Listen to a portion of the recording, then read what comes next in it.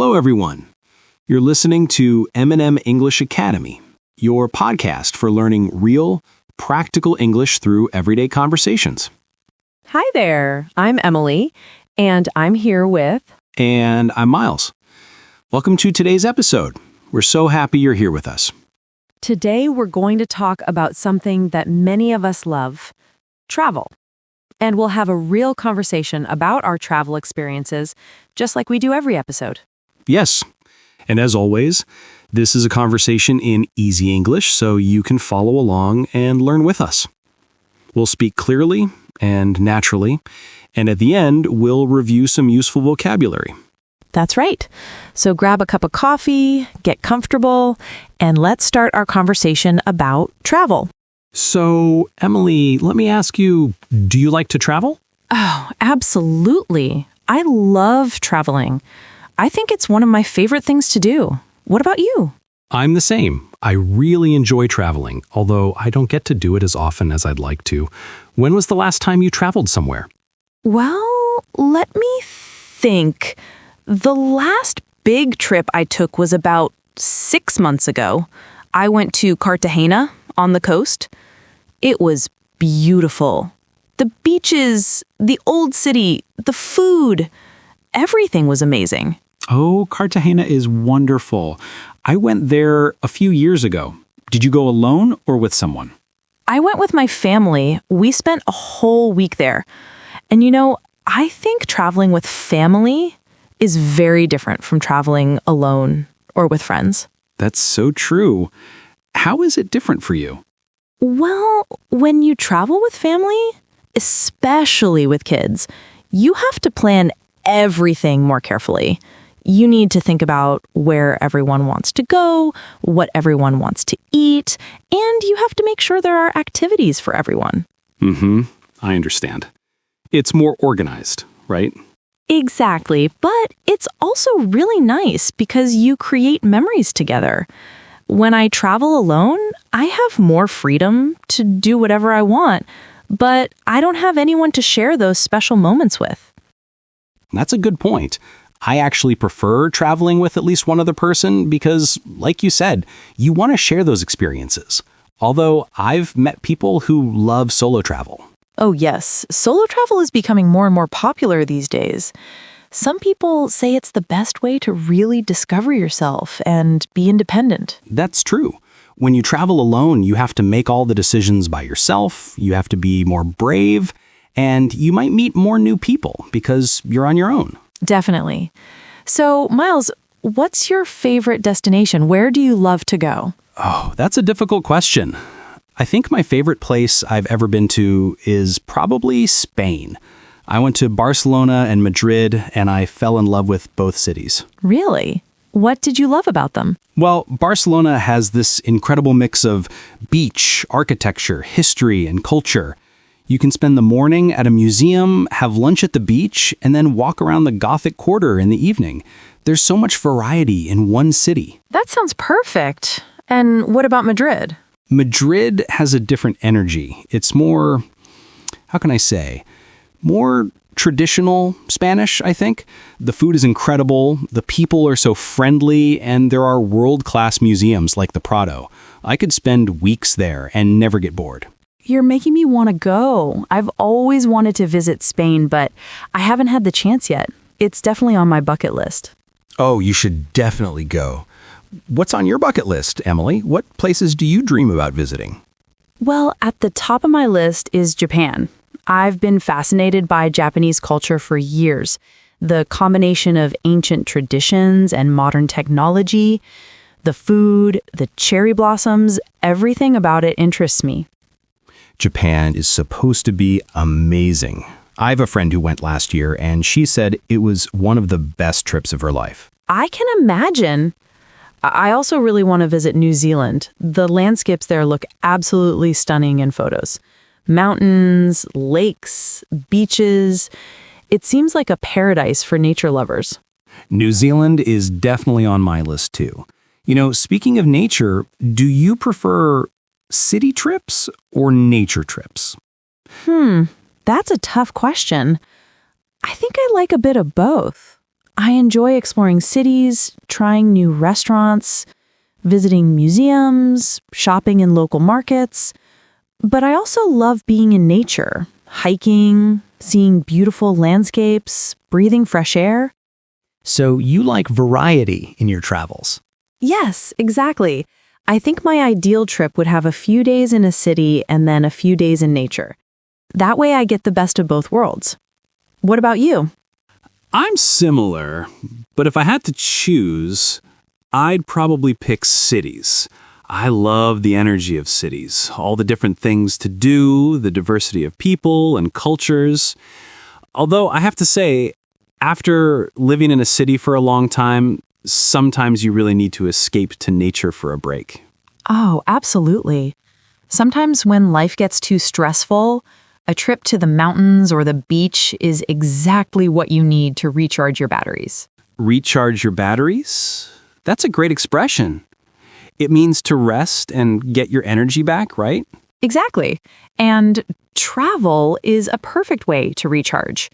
You get away from your daily routine, you see new things, you have new experiences. Speaking of new experiences, what's the most interesting or unusual thing you've ever done while traveling? Let me think. I once went scuba diving in the Caribbean, and that was pretty incredible. Being underwater, seeing all the colorful fish and coral, it was like entering a completely different world. That sounds amazing. Were you scared? A little bit at first, yes. I'm not a very strong swimmer, so I was nervous. But once I was underwater and could breathe normally with the equipment, I felt more relaxed and could enjoy it. That's brave of you to try it even though you were nervous. Thanks. What about you? What's the most memorable thing you've done on a trip? Well, when I was in Spain, I went to a flamenco show in Sevilla. And afterwards, they invited the audience to try dancing flamenco. I'm not a good dancer at all, but I decided to just go for it and try. Oh, no. How did it go? It was terrible. Everyone was laughing, including me. But you know what? It was one of the best moments of that trip because I just let go and had fun. I wasn't worried about looking silly or making mistakes. I love that. I think that's what travel is about. Trying new things, stepping out of your comfort zone, and not worrying too much about being perfect. Absolutely. Travel teaches you so much, not just about other places and cultures, but about yourself too. That's so true. Every time I travel, I learn something new. Maybe I learn some words in a different language, or I learn about a different way of life, or I learn that I'm braver than I thought I was. Yes. And you also learn to be more flexible and patient, especially when things don't go according to plan. Oh, definitely. Let's talk about that. Have you ever had a travel disaster? A time when everything went wrong? Oh, yes. I have a story. A few years ago, I was traveling to Buenos Aires, and my flight was delayed. Not just delayed for an hour or two, it was delayed for almost 8 hours. Oh no, what did you do? Well, at first, I was really frustrated and upset. But then I thought, getting angry won't help the situation.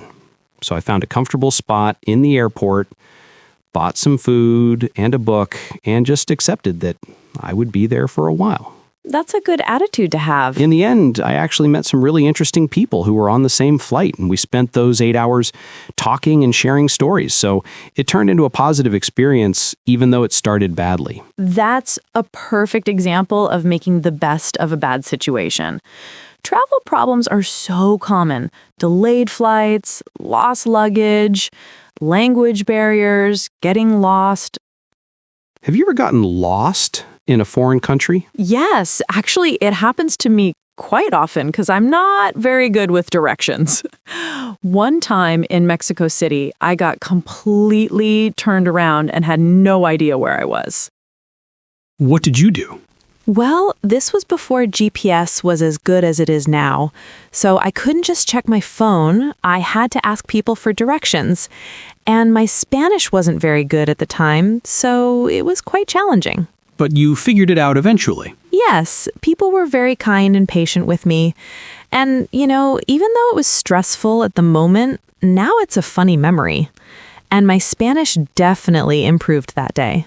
That's another thing travel teaches us, how to communicate even when we don't speak the language perfectly. Exactly. You learn to use gestures, simple words, pointing at maps. You find a way to communicate. And people are usually quite helpful when they see you're a tourist trying your best. Most of the time, yes. Speaking of language, have you ever tried to learn the language of a place before visiting? I try to learn at least some basic phrases, yes. Things like hello, thank you, please, excuse me, how much does this cost? That kind of thing. I do the same. I think it's respectful to at least try to speak a bit of the local language, even if you're not fluent. People appreciate the effort. Absolutely. And it makes the experience more authentic too. If you can order food in the local language, or ask for directions, or have a simple conversation, you feel more connected to the place. That's true. So let me ask you something else. How do you usually plan your trips? Are you someone who plans everything in detail? Or do you prefer to be more spontaneous? I'm definitely a planner. I like to research the destination, make lists of places I want to visit, book accommodation in advance, and have a rough schedule for each day. Really? I'm the opposite. I'm much more spontaneous. I usually just book the flights and accommodation, and then I decide what to do when I'm there, depending on how I feel. Wow, I don't think I could do that. I would feel too anxious not having a plan. But that's the fun part for me. I like the freedom to change my mind, to follow recommendations from locals, or to just wander around and discover things by accident. I can see the appeal of that. Maybe I should try to be more spontaneous on my next trip. And maybe I should try to plan a bit more. I think both approaches have their advantages. You're right. Planning ahead means you don't miss the important things you want to see, but being spontaneous means you might discover hidden gems that aren't in the guidebooks. Exactly. The best approach is probably somewhere in the middle. So, Maria, we've talked a lot about our experiences. What advice would you give to someone who wants to travel more but maybe feels nervous or doesn't know where to start? Oh, that's a great question. I think my first piece of advice would be just start. Don't wait for the perfect time or the perfect destination. Just pick a place that interests you and go. That's good advice. What else? I'd also say, don't let fear stop you. A lot of people worry about traveling to new places, especially alone. But most of the time, those fears are much bigger in your mind than they are in reality. That's so true. I think people often worry about things that never actually happen. Exactly. And my third piece of advice would be to start small if you're nervous. You don't have to travel to the other side of the world for your first trip. Start with somewhere closer, somewhere you can drive to, or a short flight away. Good point. Build your confidence gradually. Yes, and what advice would you give, Miguel? I think I would say be open-minded.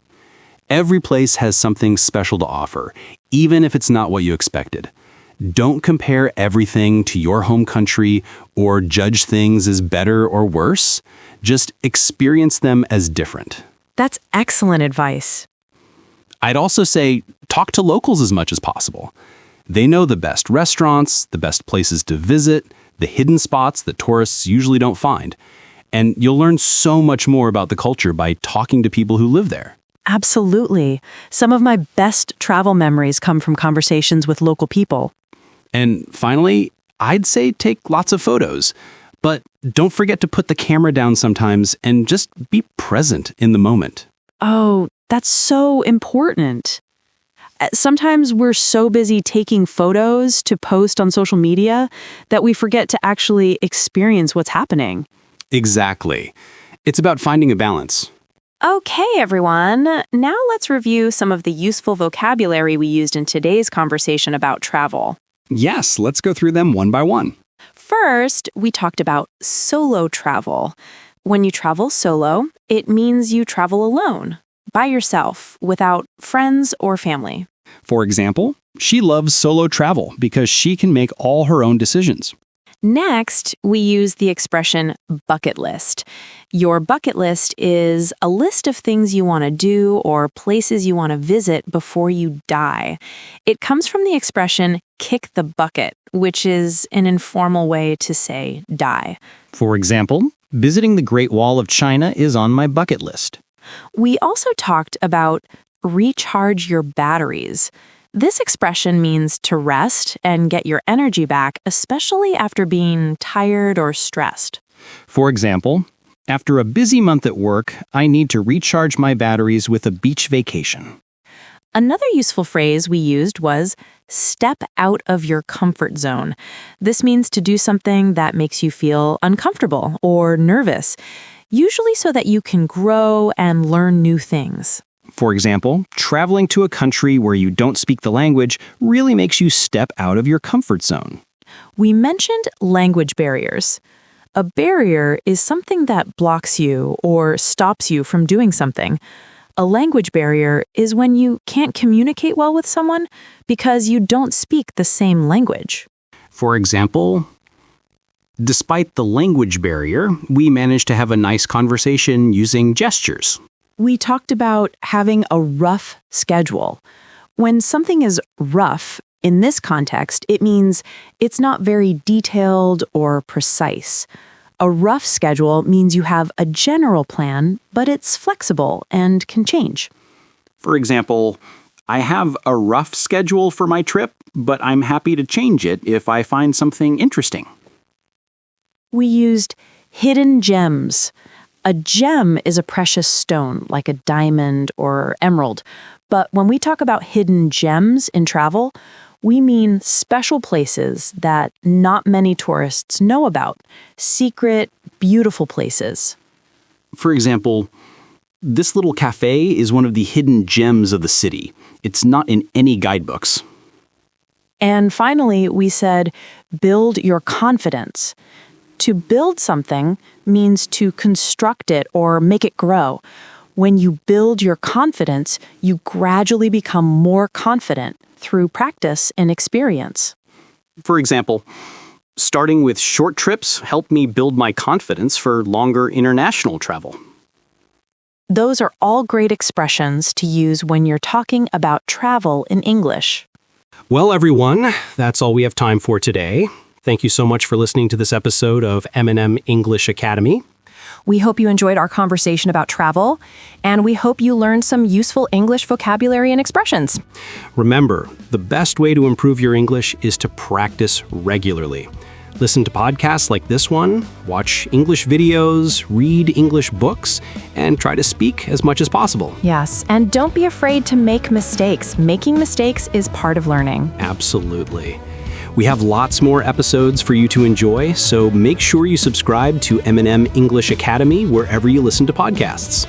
And if you have any topics you'd like us to talk about in future episodes, let us know in the comments. Until next time, keep practicing your English. And maybe start planning your next trip. Bye, everyone. See you soon.